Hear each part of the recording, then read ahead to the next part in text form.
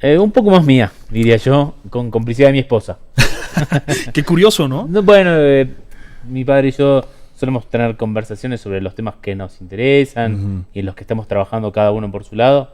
Y surgió en una conversación así familiar en mi casa, estábamos hablando respecto de esto, de las relaciones entre padres e hijos, de lo que opinábamos.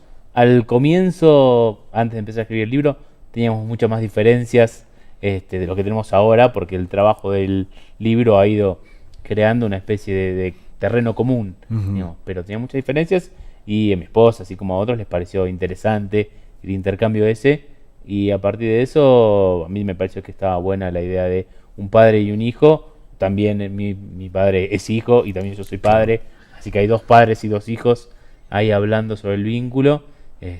Y el libro tiene esta característica de que están las tres voces. Mi voz, pues yo digo algunas cosas que mi padre no comparte o no tuvo esa experiencia.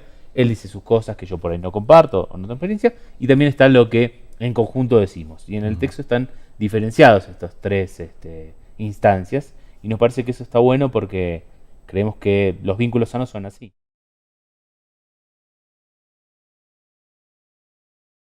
La verdad que el proceso fue muy interesante y sobre todo te diría... Y aprovecharon para saldar algunas cuentas pendientes entre padre e hijo. Las hijo, habíamos padre. saldado antes. ¿Ya? La verdad que sí. Nosotros tenemos...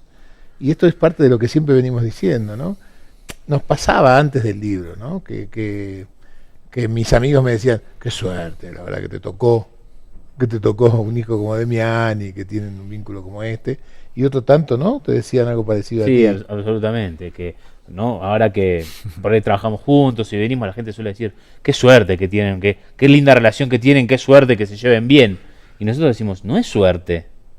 No es suerte. Nosotros, por lo menos para nosotros no fue suerte, fue un duro trabajo. Hemos trabajado mucho para tener la relación que hoy tenemos y no fue sin turbulencias, no fue sin idas y vueltas, no fue sin dificultades, no fue sin dolor. Sin desencuentros. No fue sin llanto, no fue sin momentos de hasta sentimientos desagradables, por ahí de rencor, de resentimiento. Y sí, y se pasa así. Y nosotros, por eso la palabra difícil está en el título, porque partamos de esa base. No creamos que una relación entre un padre y un hijo, o entre una hija y un padre, una hija y una madre, va a ser sin turbulencias y que todo en armonía, esa es la buena relación, y si no está todo mal, para nada. Dicho lo cual, trabajar con Demián como profesional es un encanto. Un privilegio. Es un privilegio. Lo que yo he aprendido de Demián respecto de los vínculos de los padres, no lo he aprendido en mis 40 años de profesión. Y es que nadie nos enseña a ser padres. Sí, tus hijos te enseñan a ser bueno, padres. Y acá, camino, ¿no? materialmente... O sea, no traen un instructivo tampoco. No, claro, pero vas aprendiendo, ¿no?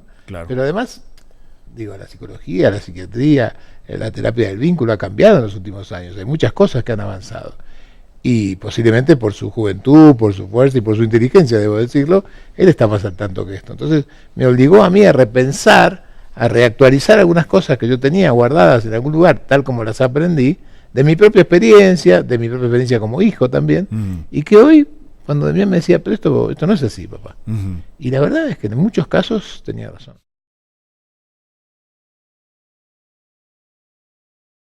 Dudamos mucho de la naturalidad del vínculo, mismo desde el inicio. Nosotros creemos que ya en el constituirse como padre o como madre hace falta un trabajo que es una decisión. Nosotros creemos que no se da naturalmente. No es suficiente haber parido una criaturita que está ahí para que eso nos convierta en madres y padres. Tenemos que tomar la decisión de hacernos cargo de esta criatura, lo que nosotros llamamos en el libro la decisión de adoptar a nuestros hijos, ¿no? De adoptarlos aunque sean hijos biológicos. Interesantísimo. Entonces, si desde movida, desde entrada, no es natural la relación, como se suele pensar, como que, imagínate todo lo que sigue. No es verdad que la sangre por sí sola une. No es cierto esto, hace falta todo un trabajo para eso. Y esto es lo que proponemos. Claro, y así como hay pautas establecidas para cómo deberías sentir, porque la pauta dice, ¿qué deberías sentir? Y esto está muy propagandeado, te pasó a ti hace poco. Claro. Digo, el mundo te dice, ¡oh, ya vas a ver! Y tú de repente ves a tu hija recién nacida y no te invade la oleada que supuestamente todos los demás te avisaron. Así es. Estás preocupado de lo que pasa, de cómo está tu mujer, de qué estás haciendo, de cómo va a estar la nena. Estás ocupado de otras cosas. Cierto. No estás invadido por esa oleada, Yo ¿verdad? recuerdo cuando nació mi primer hijo que tuve la sensación muy clara de que no lo conocía. Yo lo miraba y decía, no lo conozco a este, ¿no? Hasta que lo conocí, hasta que se armó ese amor indisoluble que hoy tengo hacia mi hijo. Fue un proceso, no es natural. Entonces, me parece a mí que es muy, muy importante lo que decís de desandar la idea de que naturalmente tiene que suceder. Porque si pensamos que naturalmente no nos vamos a poner a trabajar, nos vamos a quejar. A mí no me sucedió. Bueno, hay que hacerlo.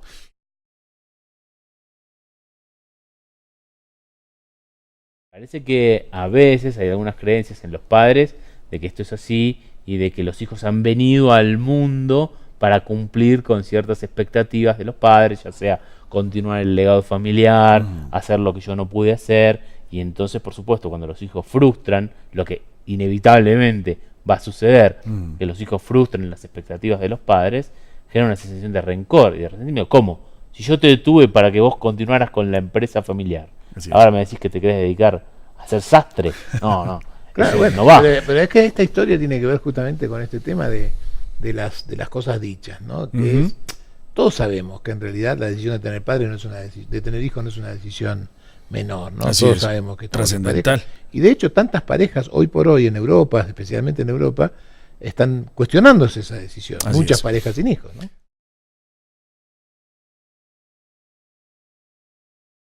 No, fue todo un tema para mí decidirme a continuar este camino, porque en realidad el hecho de que él se dedicara a esto era más una razón para no hacerlo Claro. que una razón para hacerlo.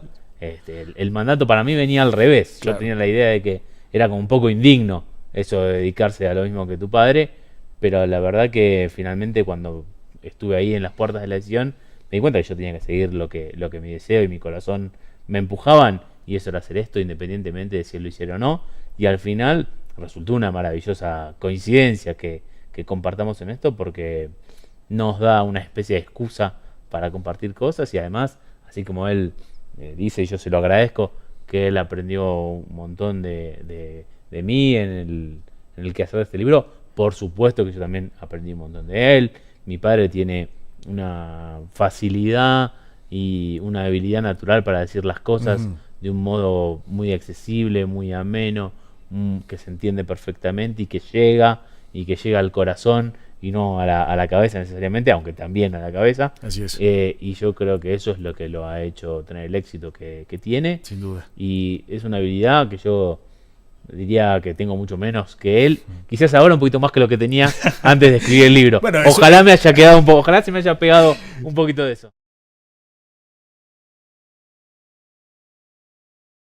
Sería realmente lo mejor que le podría pasar a este libro. Mira, yo te lo voy a decir como lo pienso, porque somos amigos y creo que nos merecemos la franqueza absoluta. Este es el mejor libro que yo escribí en mi vida. Este.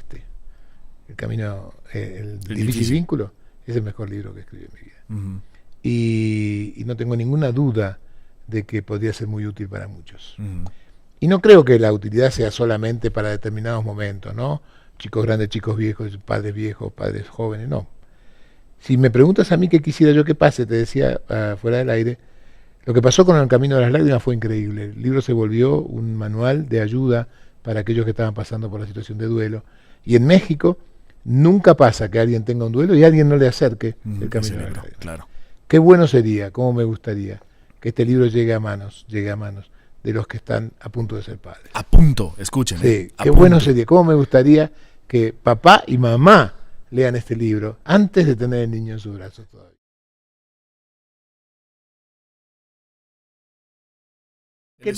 Porque el libro está escrito por dos terapeutas, además de por dos padres y dos hijos, está escrito por dos terapeutas. Entonces, ¿cuál es la intención? La intención es dar algunas herramientas que no solo hacen que se preste atención a este vínculo, sino que además, si es posible, ayuden a sanar. A sanar. Si es posible que se lee antes de que los hijos lleguen, a construirlo sano. Así es. Y si no, será a sanar lo que pasa. Y si no, si este libro llega a tus manos, a las mías, hoy, cuando mis padres no están, cuando mis padres ya no están, quizá me ayude a comprender, a entender un poco, a terminar de sanar este vínculo, ¿no? A decir, como me dijo la vez pasada un ex paciente mío, ¿no? Terminé de leer el libro con tu hijo, me di cuenta de algunas cosas que habíamos hablado en terapia, me di cuenta de algunas cosas que no había entendido de mi viejo, y terminé de perdonar a mi viejo lo que yo creía que me había dañado. No, pues qué bello, qué bien. Y si sucede eso, ¿sabes qué? Ya valió la pena por mucho. Claro, el libro ya está.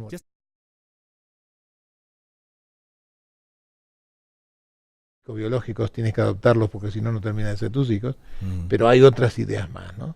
Que muestran, por ejemplo, cómo la educación autoritaria, la educación de porque yo soy tu padre y te lo digo, y sobre todo la tan mentada y popular educación apoyada sobre premios y castigos, atrasa y no sirve más.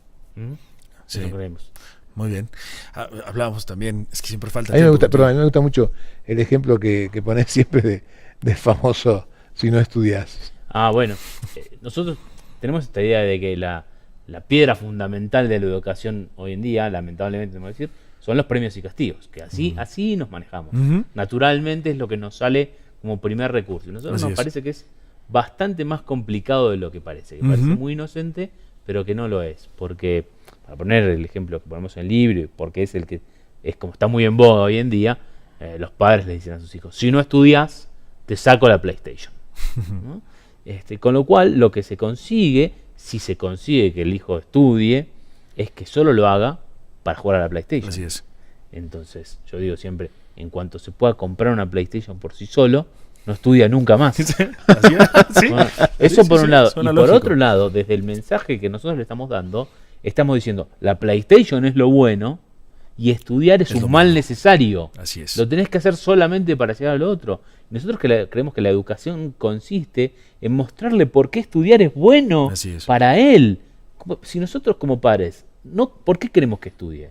No queremos que estudie porque creemos que le va a dar mejores chances en su vida. No queremos que estudie porque en el fin de cuentas esto es mejor.